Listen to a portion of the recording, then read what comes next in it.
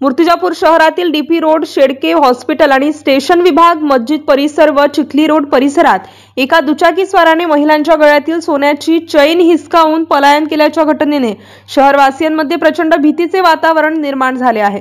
भर दिवसा अशा प्रकारे महिलेच्या गळ्यातील दागिन्याची चोरी ही धक्कादायक बाब असून महिलांनी आपले दागिने सुरक्षित ठेवण्याचे आवाहन शहर पोलिसांच्या वतीने करण्यात आले आहे। दरम्यान या प्रकरणी महिलेने तात्काळ त्याच दिवशी पोलिसात गुन्हा दाखल केला असून शहर पोलिसांनी तपास सुरू केला आहे।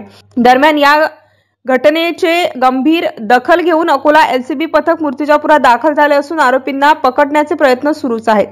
मूर्तिजापूर शहरातील चोरींच्या घटनांमध्ये दिवसेंदिवस मोठ्या प्रमाणात वाढ झाली आहे, तर वाढत्या चोरीच्या घटना रोखण्यासाठी मूर्तिजापूर शहर पोलीस प्रशासनाने तात्काळ उपाययोजना करण्याची मागणी नागरिकांमधून करण्यात येत आहे। MCN न्यूज मराठी करिता धनराज सपकाळ सह कॅमेरामन नरेंद्र वाढोणकर, अकोला।